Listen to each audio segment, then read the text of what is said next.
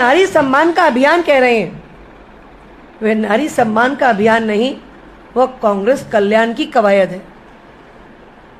और साथियों, लगभग 5 वर्ष पूर्व ऐसी ही एक धोखाधड़ी का उदाहरण हमारे सामने है, जब किसानों की कर्ज माफी के नाम पर कांग्रेस ने इसी प्रकार फरेब किया था सत्ता हथियाने के लिए। और हमने देखा उस धोखेबाजी को कि 1, 2, 3, 4, 5, 6, 7, 8, 9, 10 गिनेंगे और 2 लाख का कर्जा हर किसान का माफ होगा। 15 महीने सरकार रही, पर हम सब साक्षी हैं कि किसानों का कर्जा माफ नहीं हुआ।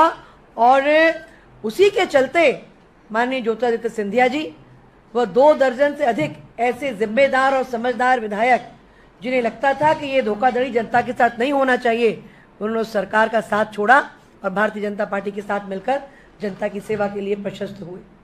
और मुझे ये बताते हुए दुख ही है कि उस समय जो किसान उस धोखाधड़ी के कारण डिफॉल्टर हुए, उनकी धोखाधड़ी के डिफॉल्टर हुए किसानों के कर्ज का ब्याज अब भारतीय जनता पार्टी की शिवराज सिंह जी चौहान की सरकार वो ब्याज चुका रही।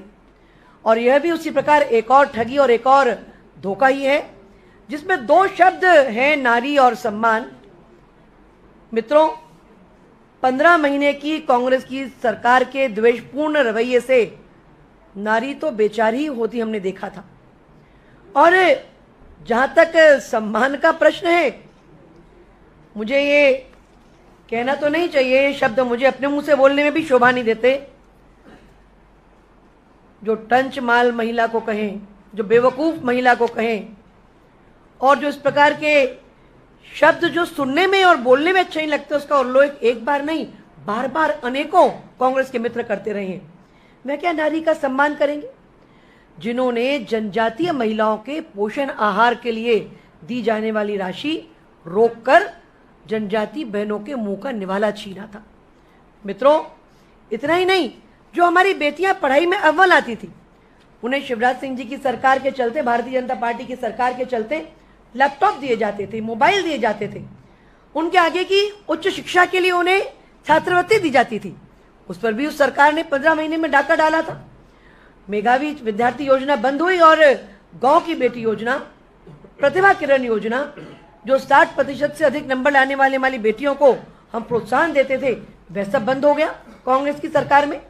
और उस समय कितनी ऊंची आवाज में बोला था कमलनाथ जी ने, मैं कह रही हैं वचनबद्ध कमलनाथ। मैं उनसे प्रश्न करती हूं कि आपने कैसे कहा था कि आप दुगुनी राशि दोगे, 51,000 दोगे? किसी एक बहन को, बेटी को भी 51,000 रुपए क्या, 1 फूटी कौड़ी भी उस समय नहीं मिली। और लाडली लक्ष्मी योजना भी जिस सरकार ने रोक दी हो, उस पर भी ताला लगा दिया हो, तीर्थदर्शन योजना बंद करी हो, संबल योजना बंद करी हो, वे सारी योजना बंद करने वालों को अब नारी सम्मान का शब्द शोभा नहीं देता। मित्रों, कांग्रेस का धोखाधड़ी का तरीका वही है, केवल महिलाओं को छलने की योजना उनकी नहीं। मैं आप सब मित्रों के सामने यह पूछना चाहती हूं कि अपने वचन पत्र में उन्होंने कहा था कि यही बहनों को, इन्हीं बहनों को कहा था कि बहनें जो गंभीर रूप से बीमार हैं, जो काम करने की क्षमता खो चुकी हैं, उनके जीवन भर भरण पोषण ये वचनबद्ध कमलनाथ जी करने वाले थे।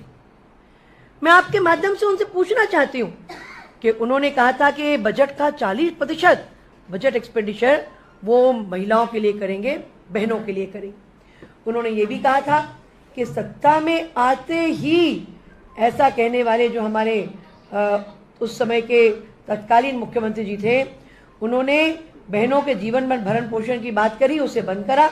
मैंने आपसे पूर्व में भी कहा, बैगा, भारिया, सहारिया जातियों के बहनों का 1,000 रुपया महीना जो बीजेपी की सरकार के समय मिलता था, वो उन्होंने बंद कर दिया। इंक्यूबेशन सेंटर में खोलेंगे, उन्होंने कहा था, एक भी इंक्यूबेशन सेंटर 15 महीने की सरकार में बेटियों के लिए नहीं खुले। और साथ में 4,000 रुपए क्या उन्होंने बेरोजगारी भत्ते की बात हमारे नौजवान भाइयों बहनों से कही, वह भी उनका वादा उन्होंने पूरा नहीं करा। और कहा था तब कि हर गांव में 10-10 मशीनें बहनों के, बेटियों के लिए रोजगार के लिए वे उपलब्ध कराएंगे। कहीं एक मशीन का उदाहरण 15 महीने में हमें देखने को नहीं मिला। और आज मुझे ये आपको बताते हुए प्रसन्नता है कि भारतीय जनता पार्टी चुनाव पास आने पर नहीं सिर्फ बहन बेटियों की चिंता करती है, इस देश के प्रधानमंत्री बनते ही मोदी जी ने बेटी बचाओ बेटी बढ़ाओ का उद्घोष सबसे पहले उन्होंने प्रधानमंत्री बनते ही किया था, चुनाव पास आता हुआ देखकर नहीं किया था।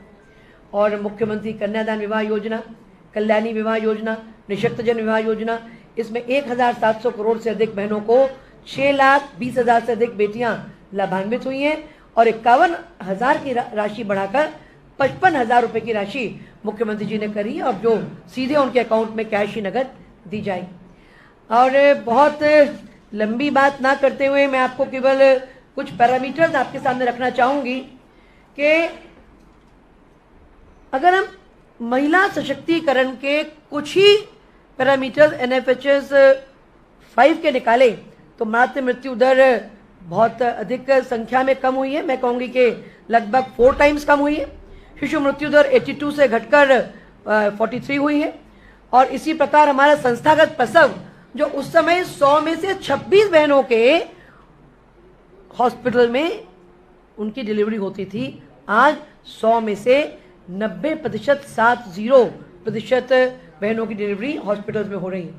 इसी प्रकार हमारी 43 लाख बेटियां लाडली लक्ष्मी बनी है। लिंगानुपात मध्य प्रदेश का 912 से बढ़कर 956 प्रति 1000 बालक हो गया है। और बाल विवाह की दर 57.3% से कम होकर 23.1% हुई है, जिस पर निश्चित ही हमें और काम निरंतर करना होगा। हमारे जो ड्रॉप आउट बच्चे हुआ करते थे उस समय, उनकी संख्या हमारी बेटियों की कम हुई है, प्राइमरी में भी, मिडिल में भी। और एक अध्ययन बताता है आज विवाह करने वाली किशोरी बालिकाओं में से 90% से अधिक किशोरी बालिकाएं हमारी माध्यमिक शिक्षा पूर्ण कर चुकी ऐसी बेटियां इस समय मध्य प्रदेश में। और आप सबको मुझे ये बताते हुए बहुत खुशी है कि 50% का रिजर्वेशन लोकल बॉडीज में तो किया ही, साथ में पुलिस की नौकरियों में 30% का, अन्य भर्तियों में 33% का। और वही जो सरपंच बनी, पंच बनी, जनपद सदस्य बनी बहनें जो हैं, उनमें से 17,000 बहनें स्वयं सहायता समूहों के माध्यम से सशक्त हुई ऐसी बहनें हैं, जो हमारे स्वयं सहायता समूह के इस आंदोलन का अपने आप में बहुत बड़ा एक सफलता का प्रमाण है।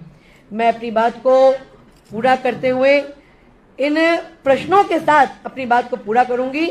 मध्य प्रदेश की जनता कांग्रेस की कमलनाथ सरकार को इस बात के लिए अपराधी मानती है कि 10 दिन में उन्होंने 2 लाख रुपए का कर्जा माफ नहीं किया था। उन्होंने किसानों के बेटे बेटियों के लिए 5 वर्ष तक लोन उपलब्ध करवाएंगे कहा था, उन्हें 15 महीने में किसी को लोन उपलब्ध नहीं कराया। उन्होंने दूध के दाम पर 5 रुपए का बोनस देने की बात की थी, वो उन्होंने नहीं करी। उन्होंने गेहूं, धान, कपास, अरहर, लहसुन, प्याज, टमाटर, गन्ना, सोयाबीन पर बोनस देने की बात की थी, उन्होंने चलते हुए बोनस भी रोक दिए थे। और 4,000 की बात तो मैंने आपसे कही है। उन्होंने 1 लाख युवाओं को सूचना प्रौद्योगिकी के क्षेत्र में रोजगार उपलब्ध कराएंगे कहा था, एक को भी नहीं कराया।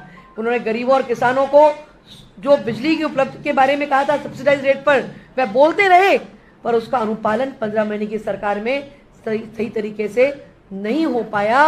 और इन प्रश्नों के साथ में मैं अपनी बात को आगे बढ़ाते हुए हमारे बीच उपस्थित हमारी बहन जो पूर्व में महिला बाल विकास मंत्री भी रही हैं, हमारी वरिष्ठ नेत्री हैं, मैं रंजना दीदी से कहूंगी वह भी इस विषय पर अपने विचार हमारे मीडिया मित्रों के सामने रखेंगे। वैसे हमारी वरिष्ठ दीदी अर्चना दीदी ने बहुत कुछ बता दिया है, लेकिन कमलनाथ जी ने जब 2018 में उन्होंने वादे किए थे, उन्होंने कहा था कि हम बेरोजगारों को भत्ता देंगे, 4-4 हजार का भत्ता देंगे। दिए क्या? उन्होंने कहा था कि महिला उद्यमियों के लिए स्वरोजगार हेतु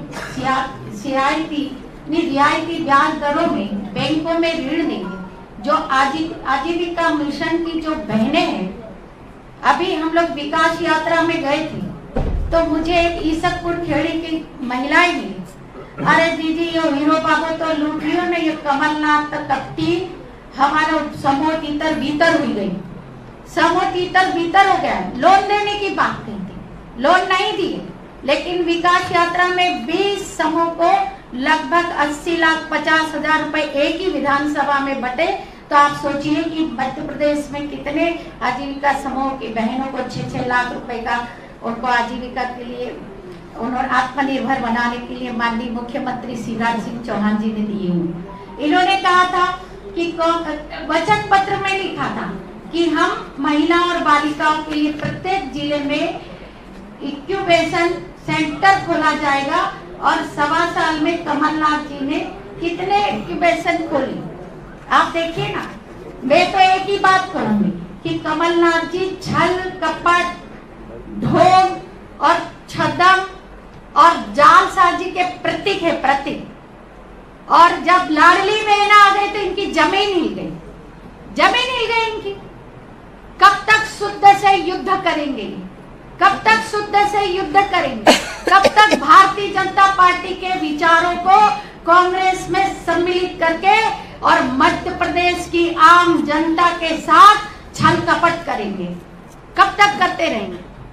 और इतना छल कपट किया है, आप देखिए, मैं जब 1.5 साल की सरकार में स्कूल में जाते थे तो वहां की 11वीं की बच्चों में उस समय 25,000 बच्चे, धार जिले के ही बच्चों को, 11th वालों को छात्रवृत्ति नहीं मिली थी। इन लोगों ने ट्राइबल के बच्चों को आवास का कमरा किराया भी नहीं दिया, लड़के भटकते रहे।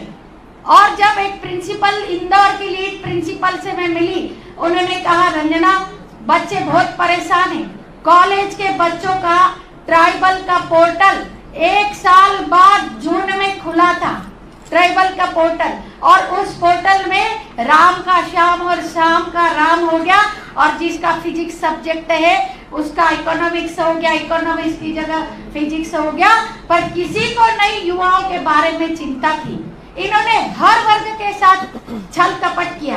ये कहते हैं कि हम नारी का सम्मान कर रहे। वारे कमलनाथ दादा, कौन सा सम्मान कर रहे हो तुम? सज्जन सिंह वर्मा जी कहते हैं कि नारी तो बच्चे पैदा करने की मशीन है। राष्ट्रपति जी को प्रतिपक्ष नेता अधीर रंजन जी कहते हैं ये तो राष्ट्रपत्नी है। माननीय राष्ट्रपति द्रौपदी मुर्मू जी को बोलते हैं। और कमलनाथ जी कहते हैं महिला तो आइटम है, और दिग्विजय सिंह कहते हैं ये तो टंच है। आप सोच सकते हैं कि महिला के नारी सम्मान की एक तरफ बात करते हैं और एक तरफ कुत्सित मानसिकता का परिचय देते हैं। ये अच्छी बात है क्या?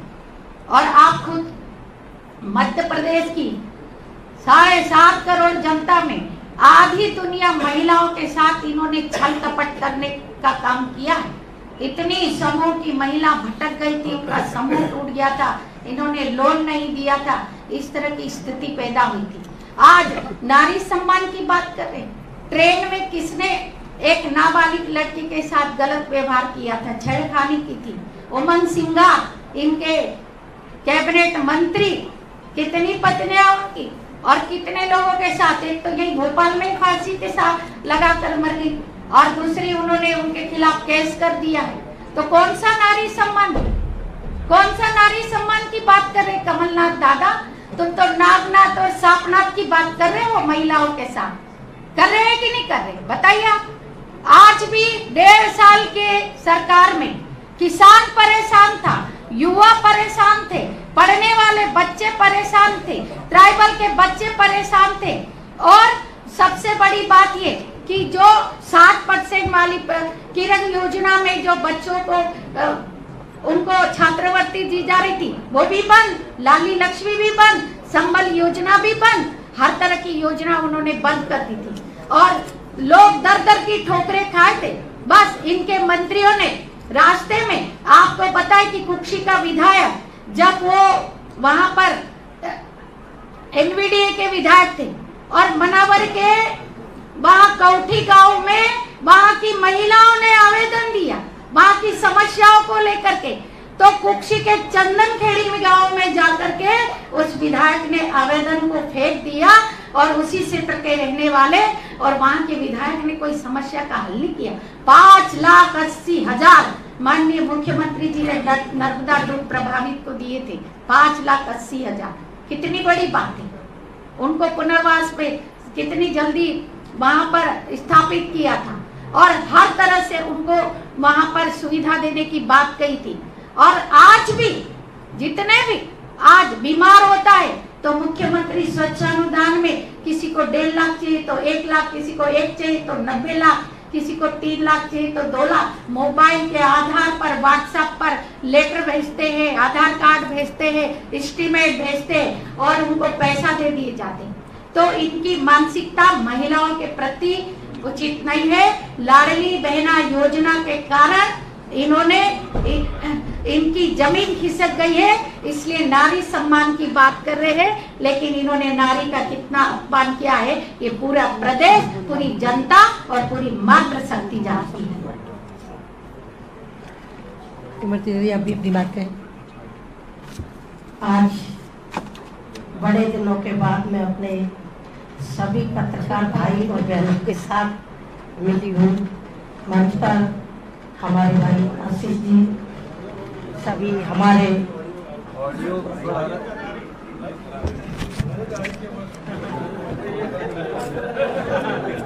नेतागण मंच पर मेरे सामने मेरे सभी पत्रकार भाई सभी का मैं स्वागत करती हूँ।